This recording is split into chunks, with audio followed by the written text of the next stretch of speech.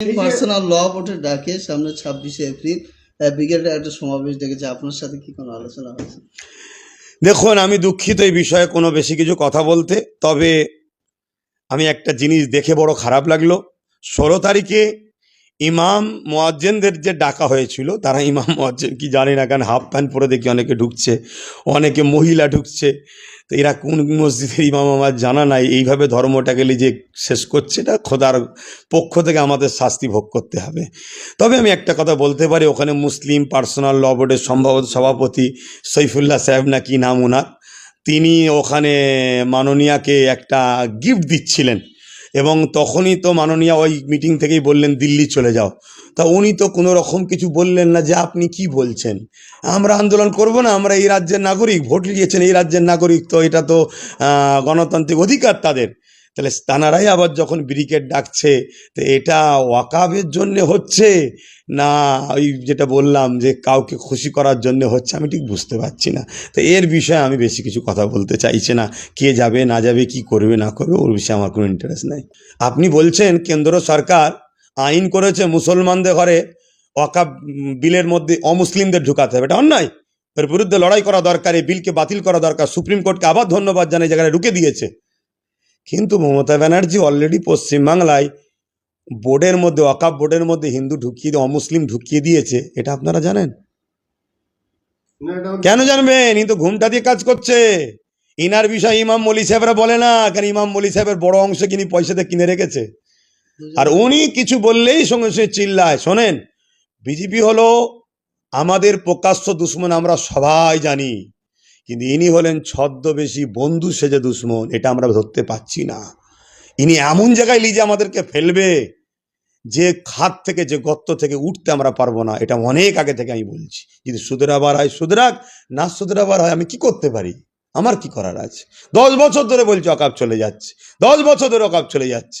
যারা আজকে ওয়াকাবলে চিল্লাচ্ছে, তারা এই রাজ্য সরকারের দীর্ঘদিন পাচেটে বেরিয়েছে। আমার ভাষা করা লাগতে পারে, এই রাজ্য সরকার এত মসজিদ, এত মাদ্রাসা, এত কবরস্থান, আপনি জানেন এই বাংলায় ওয়াকাবের উপরে বিজেপির পার্টি অফিস আছে?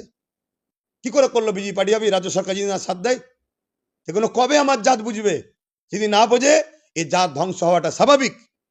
এছাড়া আমি আর কি বলতে পারি আপনাদের কাছে? দুঃখের কথা কি বলবো আপনাদের কাছে? এরপরও এখনো অনেক জাত আমার কমের মানুষ আমাকে গাল দিচ্ছে। গত দুদিন আগে দেখলেন না, মুখ ভর্তি দাঁড়িয়ে মাথায় টুপিলে কলকাতার রাজপথে ওই বিজেপির শাখা সংগঠন বিজেপির মন্ত্রী, টিএমসির শাখা সংগঠন, টিএমসির মন্ত্রীর ডাকে যে মিটিং হয়ে গেল, আমাকে গাল দিচ্ছে প্রকাশ্য। আরে আমি ভুল করে দিচ্ছি, আমায় গাল দিচ্ছে, মা বাপ তুলে গাল দিলি কেন? হ্যাঁ, এটাই তো আদর্শ। দুঃখের কথা কি বলবো ভাই, কিছু বলার নেই। আপনি কি 26শে ওয়াকাব নিয়ে ডাকবেন কলকাতায়? 26-এ ও প্রোগ্রাম? দেখুন, আমার 2010 থেকে চলছে, হুড়োহুড়িও নয়, আস্তে আস্তেও নয়। ভাই গেছে সুপ্রিম কোর্টে কেস করতে, ভাইয়ের কেস করছে, তার একটা ফলাফল হয়েছে, নিশ্চয়ই আপনারা শুনেছেন। আগামীতে আরও কেস চলবে, আরও কেস হবে, এবং আন্দোলন যেখানেই যাচ্ছে আমি সেখানেই মানুষকে জাগাচ্ছি। এবং এটা আমার বুঝাতে চাইছি, ওয়াকাব আন্দোলন শুধু মুসলমান করবে কেন? আপনি যদি বলে মুসলমানদের প্রপার্টি আছে, ছেড়ে দিলাম মুসলমানদের প্রপার্টি, আইনটা সংবিধানের বিরুদ্ধে, তাহলে সংবিধানটা কি মুসলমানদের? তাহলে সবাইকে নেওয়া দরকার। তো সবাই আসুন, যত সেকুলার দল আছে সবাই, মুসলিম সবাই মিলে আসুন, আন্দোলন করি, সবাই মিলে কেস করি। কেস করবে না আর রাস্তায় নেবে মুসলমানদের বোকাবে নিয়ে আবার 2026-এ কোলে তুলবো। নাবরে নাবরে নাবরে, আমার ভাড়াটিয়াগুলো গেলি কোথায় রে? এ দালালি যদি জাতি না বুঝতে পারে, জাতি মরাটাই স্বাভাবিক। এছাড়া আর কিছু বলার নেই আমার ভাই। এতে আবার বলবো, জাতি যদি আমায় ভুল বোঝে, আমায় জান খুলে গাল দিয়ে নিস বাবা, আমার মা বাপকে গাল দিস, তাদের কি দোষ? দেখুন, আমি দুঃখিত এই বিষয়ে কোনো বেশি কিছু কথা বলতে।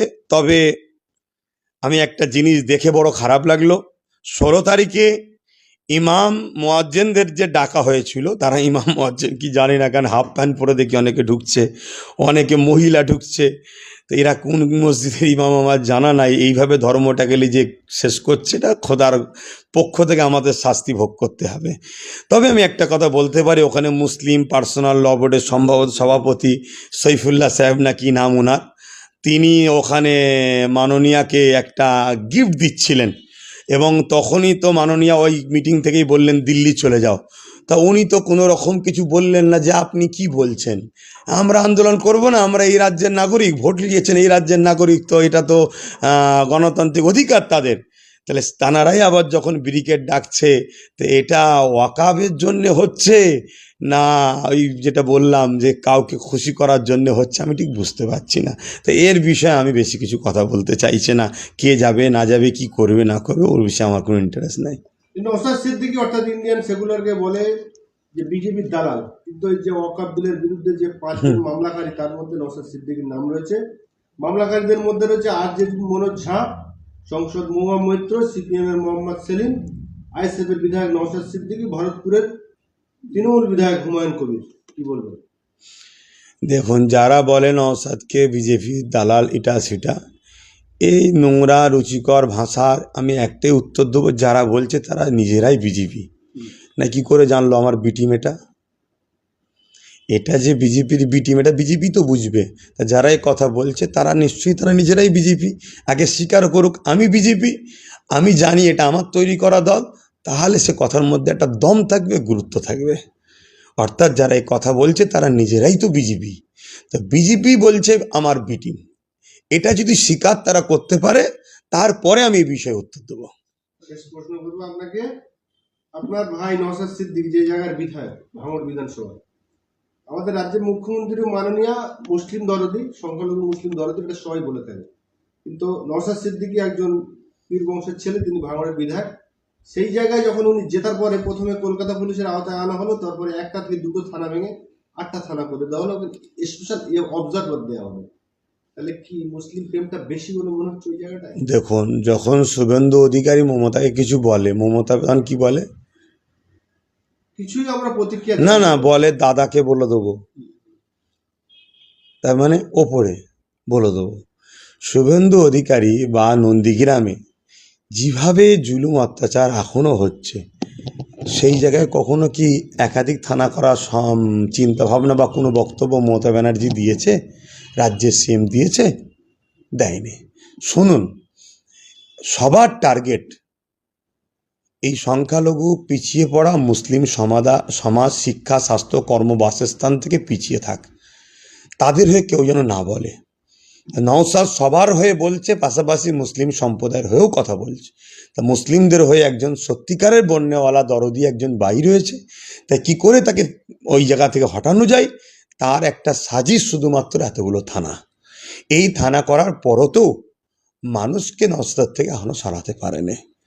এটা শুধুমাত্র একটা হিংসা বলতে পারি, একটা চক্রান্ত বলতে পারি, যে মুসলিম সমাজের হয়ে মুসলিম পরিবার থেকে কেউ যেন উঠে আগামী দিন রাজনীতিতে না আসে। যদি কেউ রাজনীতি করতে চায়, আমাদের পায়ের তলায় যেন থাকে, যেমন সিদ্দিকুল্লাহ আছে মমতার পায়ের তলায়। যখন খুশি সিদ্দিকুল্লাহর গলাতে আমি পা তুলবো, সিদ্দিকুল্লাহ চুপ করে থাকবে, কথা বলবে না। আরও যেসব মুসলিম নেতারা আছে দেখছেন না, অনেক মুসলমানরাও বলছে দিল্লি যাও। আমি তাদেরকে মুসলমান নয় অনেক আগে থেকে জানি, কিন্তু তারপর সমাজ তো মুসলমান বলে মানে। তো এইরকম যারা আছে আমার পায়ের তলায় থাক, এটা সবাই চায়। সেই জায়গায় নওশাদ একটা বেরিয়েছে, একে কোনোভাবে আগামী দিন উঠতে দেওয়া যাবে না। তার জন্য 8টা থানা করো, মানুষকে ছোট ছোট করে বেঁধে রাখো, পেটো, কেস দাও, মারো, নিজেরাই গাড়ি পোড়াও, নিজেরাই কেস দাও, নিজেরাই ভাঙা ভাঙা মোটরসাইকেলগুলো সব যে কোনো থানায় পড়ে আছে নিয়ে আয়, জড়ো করে এক জায়গায় লাগা আগুন। নাই দম থাকে তো সিসিটিভি ফুটেজ পাবলিক করা হোক।